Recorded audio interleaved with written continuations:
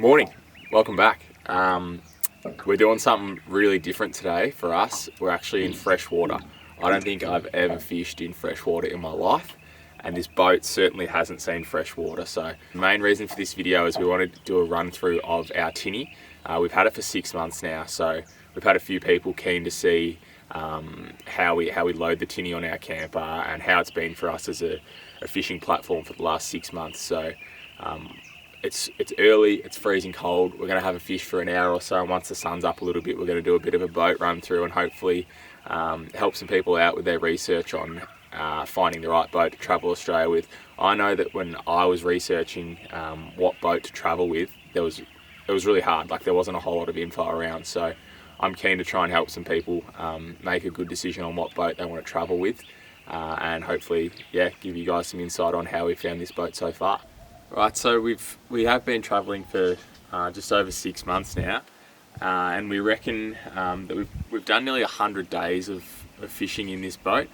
Jack's got a journal that she keeps, and we've got all these different things going. We've got a list of fish species that we've caught, but we've also got a list of boat days, and I think we're nearly up to 100 days. So I'd say so far the motor's probably done coming up on 150 hours is my estimate. And yeah, the hull has done the same amount of work. We bought the motor, the boat and the trailer all brand new. I bought the hull in September last year in 2023, and then the motor and the trailer shortly after. So I'll run through the boat. We've got some videos on how we load and unload the boat and where everything goes in our camper trailer. So this is how we have worked out how to get our tinny on our camper trailer. It's certainly not perfect. I just made it basically, but 6 months in, it hasn't let us down yet. We've only ever dropped the boat once, and that was our fault. We just lowered it onto a tree. So every other time it's been fine, and I honestly reckon we would have put the boat up maybe between 40 to 50 times in the last 6 months. So yeah, we'll just quickly run you through how the system works. Alright, so the way our boat's held on, we've got two just heavy duty ratchet straps. We've run bits of carpet underneath any of the contact points just to stop, it's just marine carpet, but just to stop the boat getting marks, and also to stop the chines cutting through the straps. And then we've also got two straps on the front just to hold it, and if we had to slam the brakes on or something, the boat's not going through the back of the car window. I've also got the motor on the front there, but I'll show you how that works in a sec.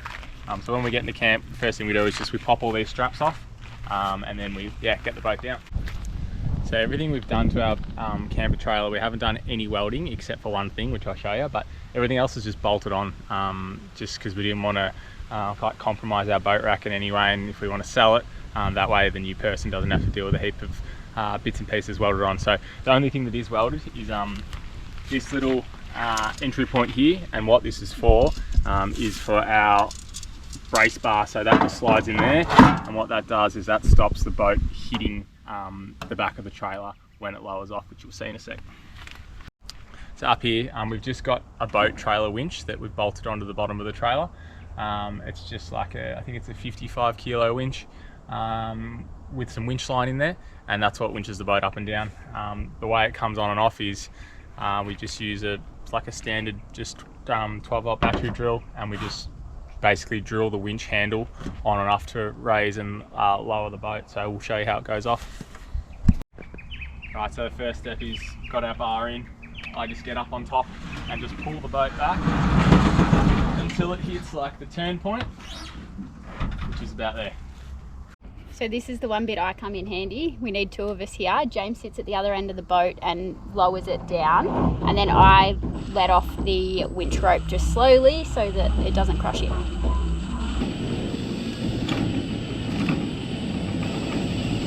This is just where the boat makes its own way down, so Jack will back off the drill.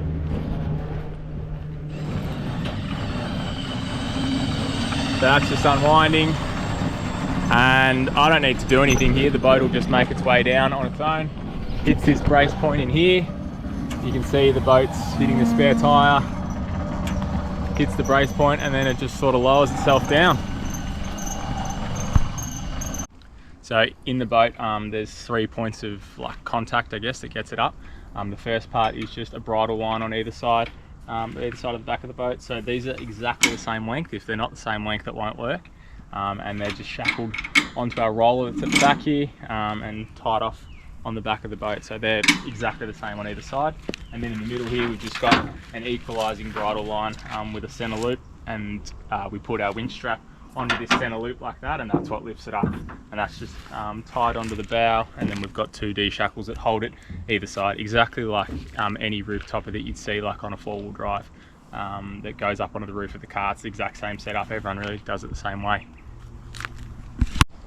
So this is up on top of our boat rack. All we've done is just put some Teflon slides on the bottom and then some L brackets with some Teflon slides on the side. So because it's held on with straps, there is a bit of like shift in the boat when we're on really rough roads, but these side L brackets with the Teflon stops it from like falling off either side. Obviously it's strapped down as well, so it's not going anywhere, but if a strap did fail, that'll stop it from going off the top.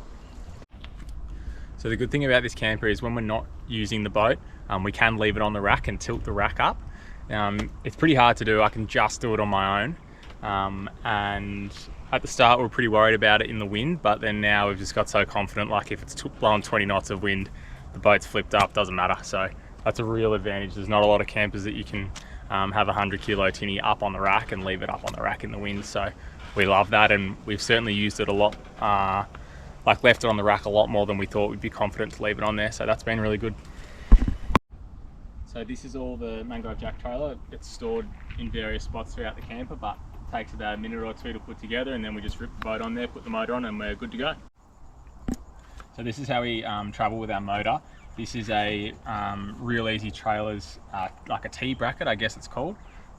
So it just bolts onto like your chassis and then comes up, and the motor's been on here for the whole trip. We've never had a drama with it.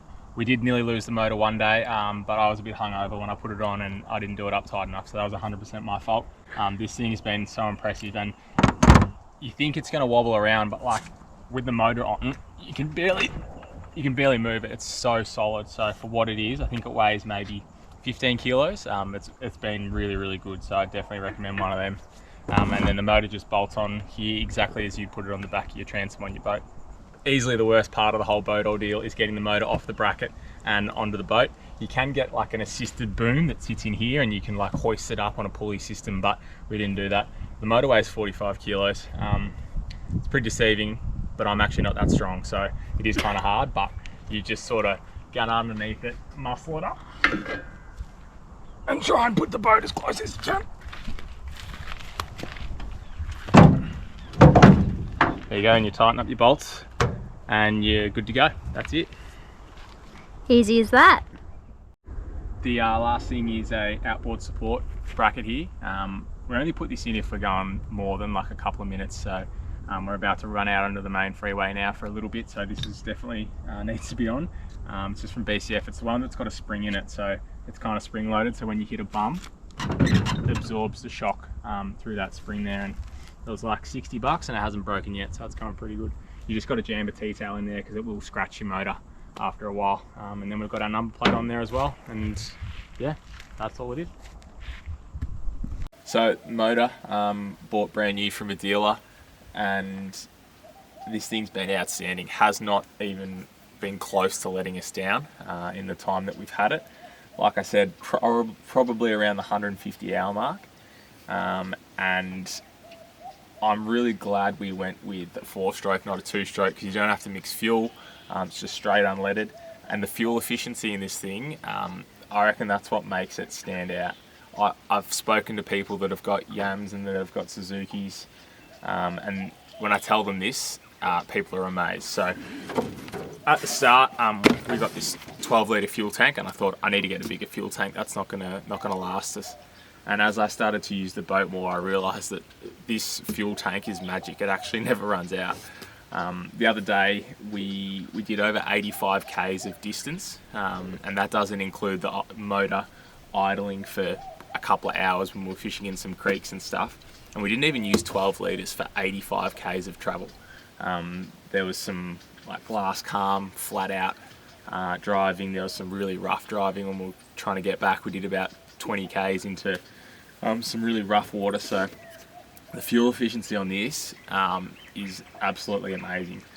When we're on Ningaloo, we were going out for 7 days at a time, taking 50 litres of fuel with us and not running out and fishing for 10 hours a day every day. So the fuel efficiency, that has been a standout of this motor for sure. So it's a manual start motor, so pull start, and like any outboard, forward, neutral and reverse. It's been super tough. Like you can see now, we've been on the gib the last few weeks. The cover that I've got is a terrible cover. It doesn't actually seal the motor whatsoever. It's probably worse because stones and stuff get up into the cover and then rattle on it and make a mess of it. But like, there's not really any scratches on the cowling. There's a few little ones. That's mainly from lures and sinkers and stuff hitting it.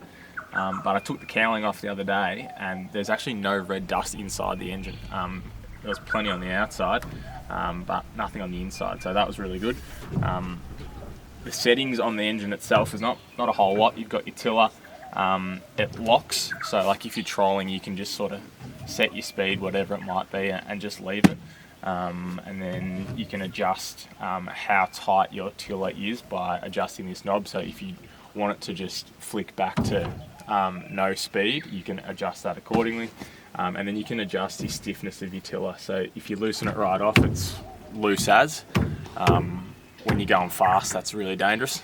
Most of the time I have it locked pretty tight because I like to stand up and steer with my feet, and yeah, I like it much stiffer. You'll see these locks down here. This is just to stop the engine rattling loose when we're underway. These pins, they do rattle and they do come loose, so we did have some, like when you buy it new, they have handles on there and you just need one padlock to hold them together, but we broke those off pretty quickly just from constantly tightening and loosening it and always lifting it on and off the boat. So that's the system. It's a bit messy, but it works pretty well. And the final thing is like it doesn't have a power tilt and trim. You've got to manually lift and tilt the motor, so there's just a little lever on the side here, and you've got a few different heights and settings to lift the motor up. We're still on the same prop. I haven't changed the prop or altered the prop. I thought we would have got a new one by now, but this one's still hanging in there. It's touched a few bits of reef and had a few rock collisions, but it's still going pretty good, so no need to change it. You could probably get some better top end speed if you changed your prop, but it doesn't really bother us.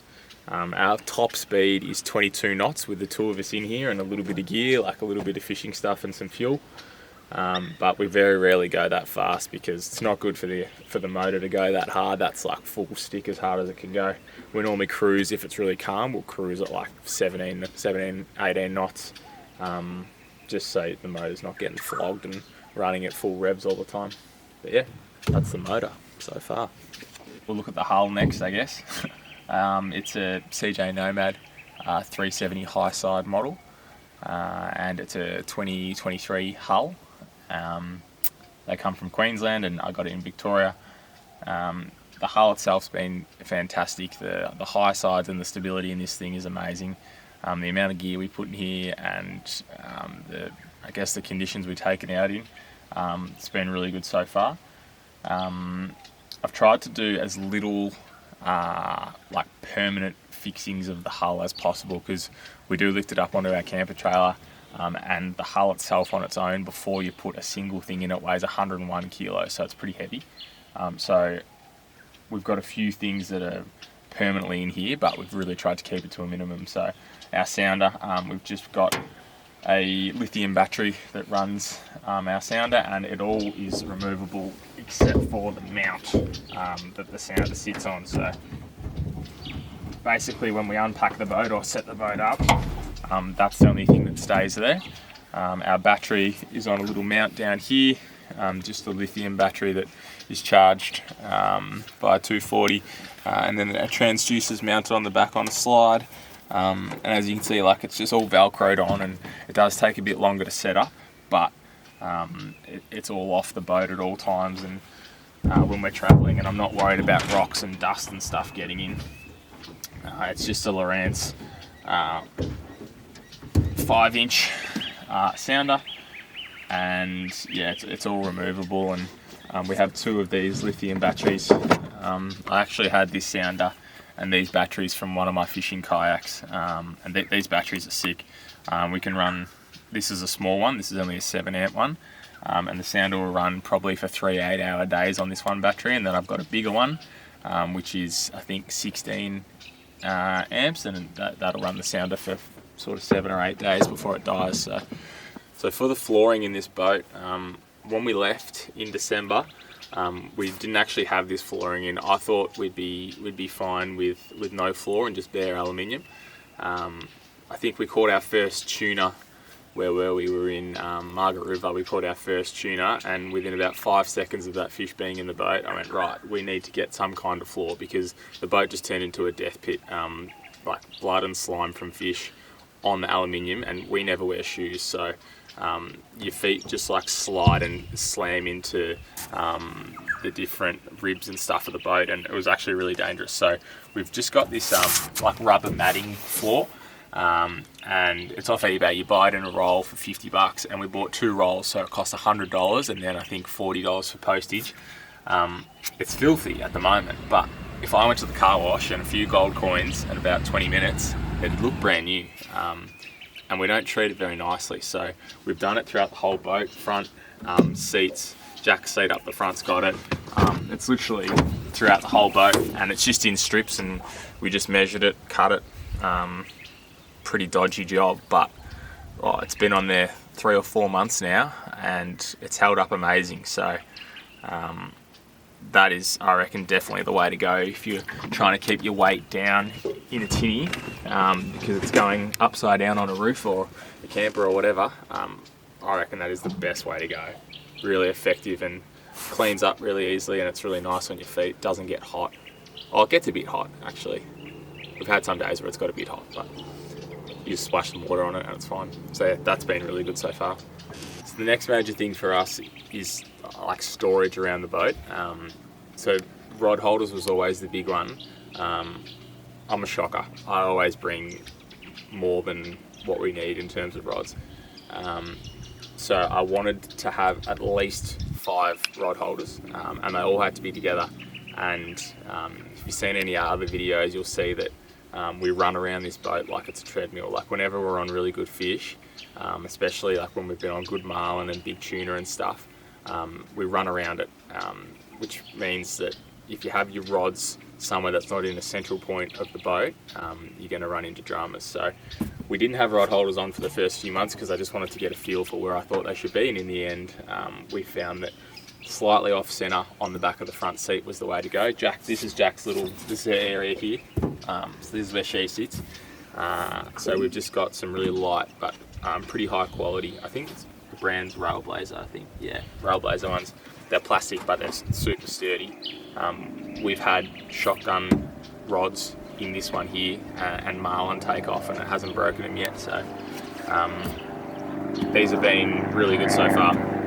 The other good thing is obviously just like phones and always looking for pliers and scissors and knives and stuff. They all just sit in these pockets in here, so we have no problems fitting our big reels in here, like our 10,000 Saragosas. They sit fine on the big rods, and then our little lighter gear, it all fits in there pretty well, so they were a really good purchase. So this seat that we've got here, this thing's been sick. It was pretty expensive. It's like $80 for an upholstered seat, which I thought was a lot, but it's stood up really well. Like it looks pretty worn and weathered, and fair enough. We have to take it off every time because when the boat lifts up onto the trailer, the spare tyre of the camper trailer hits right here. So this comes on and off every time when we store it. Just goes on with some press studs, but it's got 2 good pockets. These pockets are waterproof, so phones live in here. These like mesh pockets fit our coffee cups perfectly, and then we leave like keys, sunscreen, whatever else in there. But yeah, that's been really good as well. Ocean South, I think, is the brand. Most people in tinnies have these.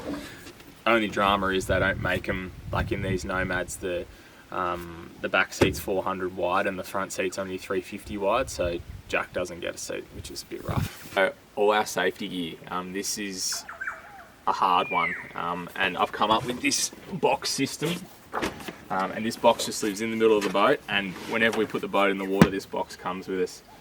It's seen a lot of fish action. It's been stubbed on many toes, and lots of fish have headbutted it, but it's a good way just to keep everything you need always in the boat. So we pack this just straight into the camper trailer as is, and when I set the trailer up, this comes out straight away. So in this box we have got about 30 meters of anchor rope. It's really thin, but it's really strong, so wouldn't use this to anchor the boat overnight, but it's fine for during the day for when we're in the boat. Then I've got a anchor with about 5 meters of chain and about 10 meters of rope, so we use that when we're leaving the boat on the beach overnight, something like that. Second sounder battery, 17.5 amps. That's the bigger of the two batteries, that lives in there as well. We have one, oh, very sandy, 1, 2, 3 life jackets. If we can take 4 people on here, and it goes alright with 4, but it's pretty rare that we take 4. Normally, if we have someone with us, it's just one other person, so that's why I have 3. If we do take 4, I just make sure they bring their own life jacket or borrow one off someone. We've got 2 tie-down straps. We strap this box to the ribs of the boat if it's really rough, so it's not flying around and getting people. A mask. Always important to have a mask, I reckon. One day we saw a whale shark when we were fishing and we didn't have our dive gear with us. Luckily we had that mask so we could swim with them. A second anchor in case we lose our first anchor. Our EPIRB, it's a really big EPIRB, but that's just the one I had off the big boat at home. You can definitely get smaller ones. I probably would get a smaller one if I had a chance to. Our light, this light runs off our battery system as well. We've probably used it once, I think, literally used it once. So, but if we didn't have it that night, we would have been buggered. So that's our light. This is a catch bag that we use for cleaning squid. If you haven't seen it before, you basically put all your squid in here, throw it behind the boat on a rope, drive flat out for us, maybe 5 minutes, and then all your squid are clean. A little first aid kit, so if one of us gets bitten by a shark when we're diving, or something happens, we've just got a trauma first aid kit in there, so lots of bandages, bits and pieces. In here is just some spare diving stuff, so I've got spare spare spear gun rubber, spare crimps, some spare shooting line, spare trigger mechanism, a few other bits and pieces just for spares for your spear gun, because when it breaks it's always at the worst possible time. Baby fire extinguisher, dive flag. I just sort of put that somewhere like that when we're diving. That's just a fish ID book for WA. Spare sunscreen, bug spray and zinc. A roll of duct tape, because you always need a roll of duct tape. And then a box of spares for stuff for the boat. So in here, I hope our flares are in here because they're not anywhere else. Yeah. So we've got a set of offshore flares that are in here. The owner's guide and manual for the motor in case something happens on the water and I need to try and fix it.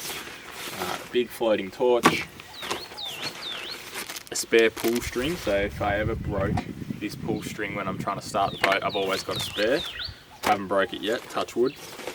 And then just a little set of tools. These are just the thing to get the spark plug out, and a few little blades and stuff that all suit the motor, and some cable ties. So that's the box of goodies. I had more stuff in it at the start and I've culled it down, and I reckon for what we do when we're going, we do take this boat a long way out. We've been 15k offshore and in 300 meters of water off the shelf in in Exmouth, and we've been 25k up the coast from where we're camped on the Gib. We go pretty remote, and I reckon all this stuff here, that's the minimum of what you should have in a little boat. So 6 months on the road with this boat. Should you take a tinny when you're travelling Australia? Depends what you do. We live for it. Everywhere we go, in our brains we're thinking, is there waves and can we get the boat in? So absolutely, there's no way we could travel without a boat. We love it, and I'd recommend to anyone who's keen to try it, at least try with a boat, and if you like it, you like it. If not, it's what Facebook Marketplace is for. They're always popping up. People are selling them and trying to buy them. So yeah, it's the weight that people struggle with. So our box with all our safety gear, you know, that might be 20-25 kilos. It's heavy. And then all your extra fuel and stuff, you know, that might be another 50 kilos if you want to use your boat a lot. And then all your fishing gear, you know, we've got, again, probably another 30-40 kilos of fishing gear. So it all adds up pretty quick. You just got to, yeah, you got to decide how important it is to you if you want to take it all. And yeah, I'm really glad we did. And this boat, if I was to start again with a blank canvas and say, you know, if money wasn't an issue, what boat do I want? I want a Sea Jay Nomad 370 high side, please, with side gunnels and an electric start motor. But yeah, it's the perfect boat, I reckon, for travelling Australia, and hopefully this thing gives us lots more action and lots more marlin and a barra, hopefully. Poor man's electric motor.